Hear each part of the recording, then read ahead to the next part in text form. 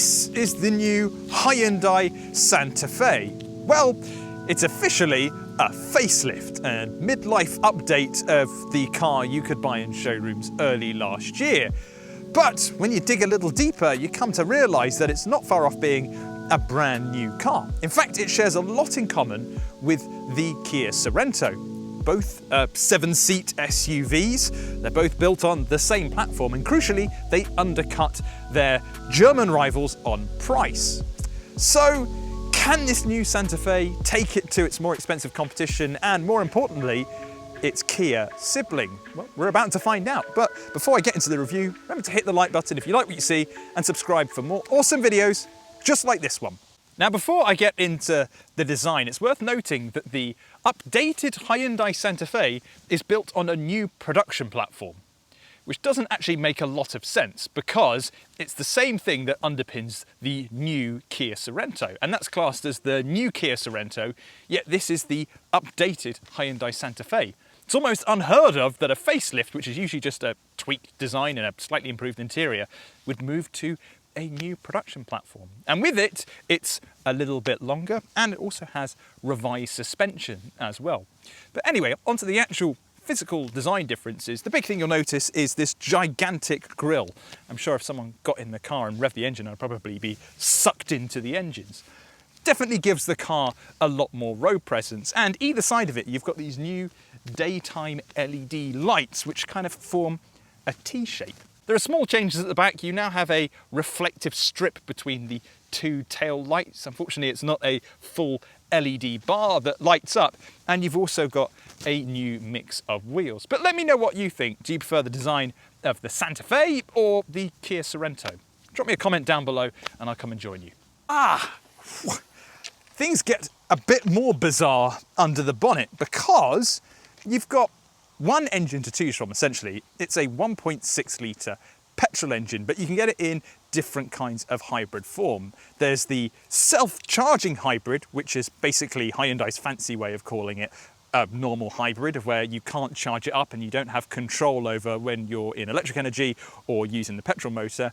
And that will give you 227 brake horsepower, which you can have in either front or all-wheel drive form. Then there's the plug-in hybrid model, which uses the same engine but produces 261 brake horsepower and can be charged up, as the name suggests, and be driven on electric power alone for up to 34 miles. And you're in charge of that. You can tell it when you want to be an electric car, unlike the self-charging hybrid.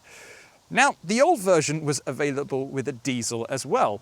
And you can get a diesel Santa Fe, but if you want it, it's the pre-facelift car. So Hyundai still sells the pre-facelift in diesel form only. So if you want a diesel, it's the old car. If you want a petrol, it's a hybrid, and it's this lovely new one. Boy, it sure is spacious in the back of the Hyundai Santa Fe, but not as spacious as it was before.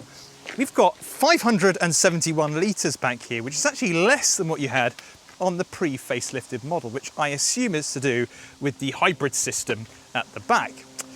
It's actually smaller than what you get on a Kia Sorento as well, which is really strange because they share the same platform, but the Kia comes in at 616 litres. It's also smaller than its rivals as well, like the Skoda Kodiaq, but it's still pretty damn spacious back here. And you can open up more room if you want as well by simply pressing these two buttons at the back, and the rear seats will go flat. And of course, this is a 7-seater. So if I bring up the rearmost seats, we've still got a bit of space for shopping back here. Not a lot, but it'll do the trick. The updates on the inside are arguably just as important because it all makes the car feel like it's the premium car the Santa Fe has always wanted to be. This new center console is the headline upgrade, and it comes with a bunch of buttons, maybe a bit too many, controlling everything from the climate settings to the different driver modes. That's partnered up with a new touchscreen infotainment system that's one of the most responsive on the market, though it's not quite as sharp as some of its rivals. And there are also plenty of USB ports for connectivity and charging, along with 12-volt chargers in the front and rear, plus a wireless charger that, look at this, is really neatly integrated into the center console. And topping it all off is a new digital instrument panel, which again is highly customizable and gives the car just such a premium feel. But the cherry on the cake though is the improvement in build quality. Mainly these leather seats. These really are ultra comfortable, and you've got this really kind of nice leather wrap on the dashboard as well. In fact, it kind of reminds me of a budget Aston Martin DBX. And a tenuous link to our review, which we did lately. Why don't you click the link in the top right hand corner to go check that out. So how much does this all cost for a budget Aston Martin DBX, which it absolutely isn't. Anyway, well, it comes in at 40 grand and can go all the way up to £49,000, which is a lot of money to spend on a Hyundai. But think of it like this. An Audi Q7 or a Volvo XC90 is considerably more expensive. Both are 7-seaters, both feel a little bit more premium, but is it like a £10,000 difference? I don't know. I think if you want something that is just a good high quality 7-seater, then maybe you want something like a Skoda Kodiaq, whereas this kind of sits in the middle between the two. It's relatively affordable, but has a sense of premiumness to it as well. Getting in the back is dead simple, but the first thing I recommend you do before getting in there is slide the front bench forwards just a little bit, otherwise you're going to have absolutely no legroom whatsoever. Now, you don't actually have to manually fold the seat down either. There's a little button at the top here which automatically moves the seat forwards, and then you just got to jump in. Once you're back here, there obviously aren't a lot of luxuries. I mean, we've got lovely leather seats, but the base is flat, so you sit kind of uncomfortably, but that's what you get in a 7-seater. We have creature comforts though, like air conditioning controls on one side, but not the other. So whoever's on the right has control over how hot or cold it is at the back. And if you absolutely hate the people that are in front of you, you can use the boot controls to flatten them. Getting out the back couldn't be easier. All I've got to do is press this button again and daintily squeeze myself out of the third row. Put the seat back into position like that and slide it back for more legroom. The back is also a really lovely place to be. Well, I say the back, the second row. We've got these really lovely leather seats back here that are really very, very comfortable. And I've got lots of leg and headroom. The passenger seat is in my position. Legroom is absolutely fine. Headroom could be a bit on the tight side if you were over 6 foot. Just for reference, I'm a little bit under 6 foot, but it could be a bit tight. But that's mainly because we've got the panoramic roof, which always cuts into headroom. Now, you can actually recline even further if you want to, which gives you the most comfortable rear seat driving experience that I've felt in a long time. I could really use this as a bed. And you could also charge up as well on the go. We've got a couple of USB chargers down there, which is great for yourself and another passenger. But if you sat in the middle, well, tough luck.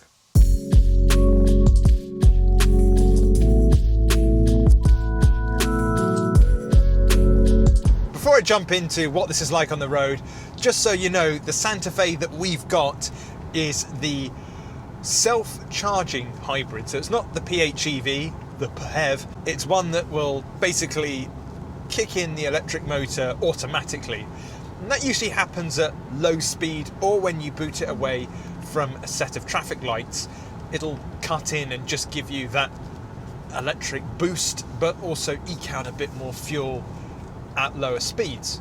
So what kind of MPG does that return? Well, I've been getting around 41, which when you think about it isn't too bad because we've got a really very big car here. It was about on par with what I managed to get in the old car, but this one conforms to all the latest Euro emission stuff. As for how it drives, it's pretty nice. It's kind of standard Santa Fe really. It's not a mind-blowingly brilliant driving experience. I think if you want that ultra slick and smooth SUV drive, then you do spend a bit more and go for something like an Audi Q7. But given its price range, given what it is, it's not too bad back here. And you do have different driving modes to change things up. So you can put it in eco for the most eco-friendly of settings. We can also have it in sport as well, which makes the dials go red and really sharpens up the throttle response. It does feel quite a bit quicker.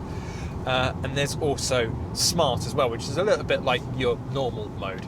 And in regard to the hybrid system itself and how that works, it does feel a little bit like it's one of like two phases. So in most cars, it's pretty instant. You're driving along, the petrol motor kicks in and you go on, no problem.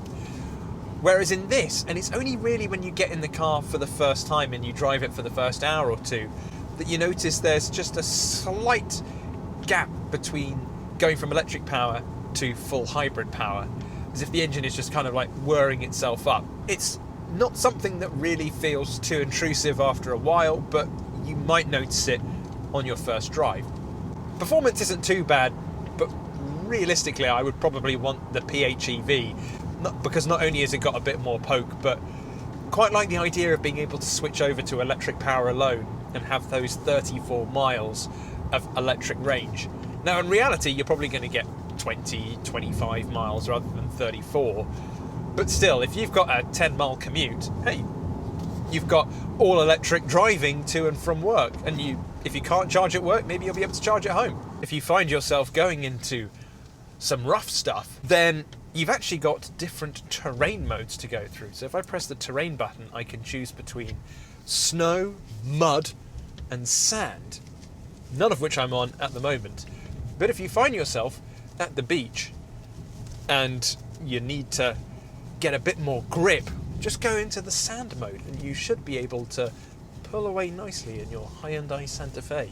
There's no denying the Santa Fe is a better car now than it was before, particularly with the interior upgrade that we've got. And the last car, it just didn't really feel like it was worth 40 grand. But it does now. I feel like you're getting almost a bit of a bargain, really, even if you go kind of towards the mids kind of way in the range, which is usually the sweet spot in the Hyundai range.